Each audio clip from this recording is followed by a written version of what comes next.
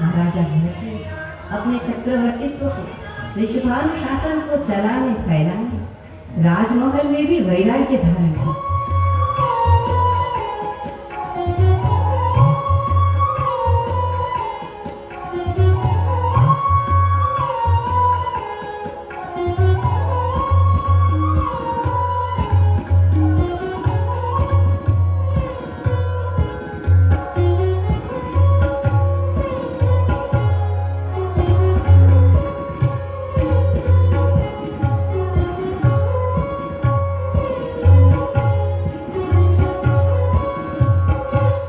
दीक्षा के उपरांत बाहुबली वन में ध्यान मुद्रा में बिना हिले डुले 1 वर्ष तक खड़े रहे। उनके मन में ये एक रेखा दामिनी सी कौंध कर उनके ध्यान के आकाश में चमक जाती थी कि मेरे कारण भरत को बहुत आघात हुआ। ऐसी अडिग तपस्या ने बाहुबली के भीतर एक दीप जला दिया। किंतु बाहुबली के हृदय क्षितिज पर साधना का वो प्रभात उदित नहीं हुआ जिसमें पूर्ण ज्ञान की किरणें फूटती हैं, जिसे केवल ज्ञान कहते हैं, जो साधु को अरहंत का पद देता है, जो मोक्ष प्राप्त करने का प्रमुख साधन होता है।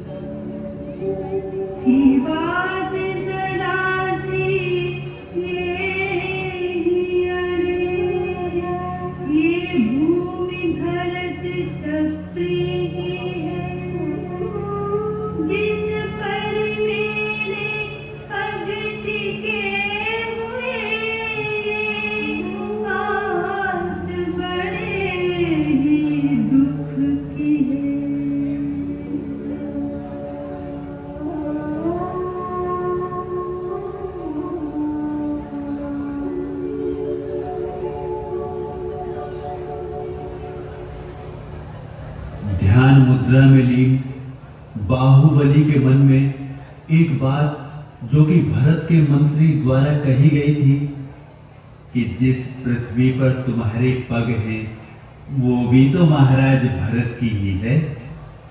लगातार कांटे की तरह चुभती रही और जिसकी वजह से उन्हें केवल ज्ञान की प्राप्ति ना हो सकी। जब सुन भरत ने यह चर्चा, मन ही मन में फुसलाते हैं।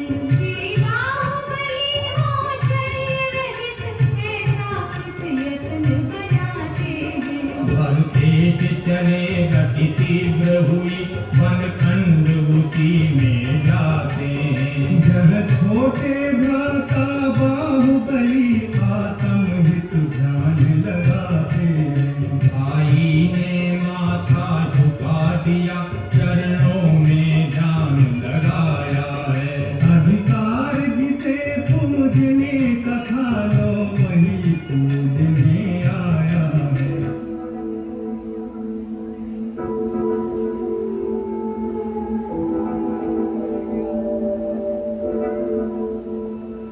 हे अनुज बाहुबली, आपके मन को कौन सा संताप घेरे हुए है? ये धरती जिस पर आप खड़े हैं, ये तो आपके द्वारा स्वेच्छा से त्यागी हुई है। क्या ये धरती भी कभी किसी की हुई है? ये तो शाश्वत है, इस पर कभी किसी एक का अधिकार नहीं रहा। प्रभु, आपका त्याग तो दुनिया के हर वैभव की पराकाष्ठा को पार कर चुका है। आप अपने मन में किसी भी प्रकार का संशय व संताप ना करें और अपने भीतर ज्ञान की ज्योति को प्रज्वलित होने दें।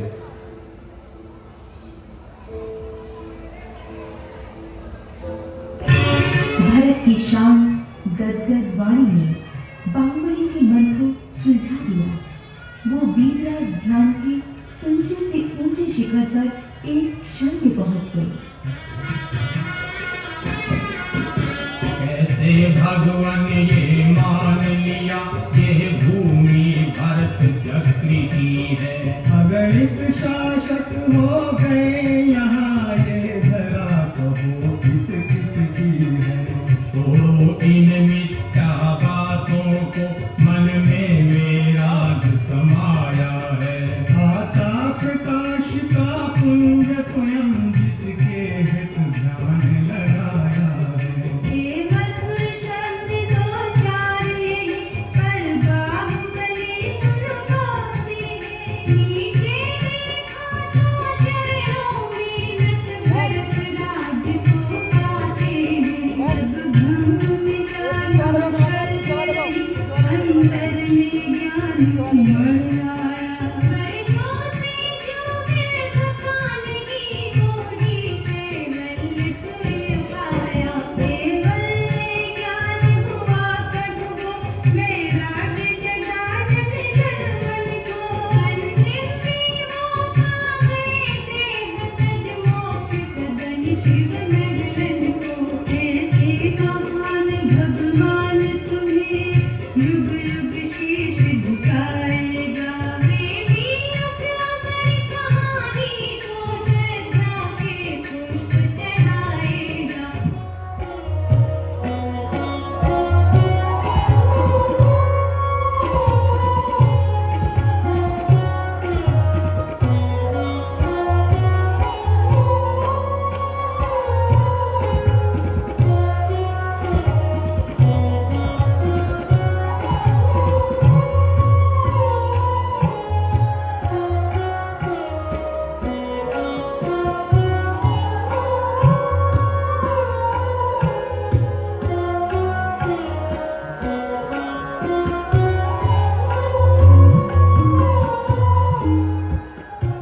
पुत्र, इस प्रकार भगवान बाहुबली को केवल ज्ञान प्राप्त हो गया और वे अपने सभी कर्म बंधनों से मुक्त हो गए। वो तीर्थंकर आदिनाथ से पहले मोक्षकामी हो गए। यह मानव के आध्यात्मिक विजय का चरम परम उच्च शिखर था। बाहुबली सर्वज्ञ सर्वदर्शी हो गए। कुछ ही वर्षों बाद शेष कर्मों का नाश करके मुक्त हो गए। अच्छा दादाजी, इस कहानी से मुझे पता चला कि ऋषभदेव जो प्रथम तीर्थंकर थे, बाहुबली जी उनके पुत्र थे और वो उनसे भी पहले मोक्ष गति को प्राप्त हो गए, यानी पिता व पुत्र दोनों मोक्ष गति में हैं। और पुत्र, क्या तुम्हें पता है बाहुबली भगवान के ज्येष्ठ भ्राता भरत ने उनके मोक्ष उपरांत सभी 6 खंड पृथ्वी जीतकर प्रथम चक्रवर्ती का विरुद्ध धारण किया और अपने दादा नाभि राय से भी अधिक प्रतापवान हुए। तभी से इन्हीं के नाम से नाभि वर्ष या आर्यवर्त नाम का यह खंड भारतवर्ष के नाम से जाना जाने लगा। भरत से भारत का नामकरण सर्वप्रथम ऋषभ पुत्र भरत के नाम से ही मिलता है। भरत भरण पोषण पालन करने वाले, लोक के उत्तरदायित्व को धारण करने वाले, सभी को सहारा देने वाले ज्ञानी और लोकोद्धारक हुए हैं। तभी तो विद्यासागर जी ने अपने देश को इंडिया नहीं भारत कहने पर जोर दिया और ये कहा कि जैन धर्म के प्रथम चक्रवर्ती सम्राट भरत से ही हमारे देश का नाम भारत हुआ। अरे वाह, तभी तो सब कहते हैं मेरा भारत महान। हाँ, और तुम्हें पता है भरत पुत्र मारीची ही कई युगों बाद तीर्थंकर महावीर बन गए। क्या ऋषभ भगवान के पुत्र आगे चलकर महावीर बन गए? अरे दादी माँ, मुझे इसके बारे में और भी विस्तार से बताओ ना। अरे पुत्र, भगवान महावीर का तीर्थंकर बन तो उससे भी पहले की योनि में मरीचि के भाग से 2 वर्ष पहले जब वो पुनर्वा भील थे तभी अनुव्रतों को धारण करने से हो गया। इसके बारे में एक और कहानी बताती हूँ।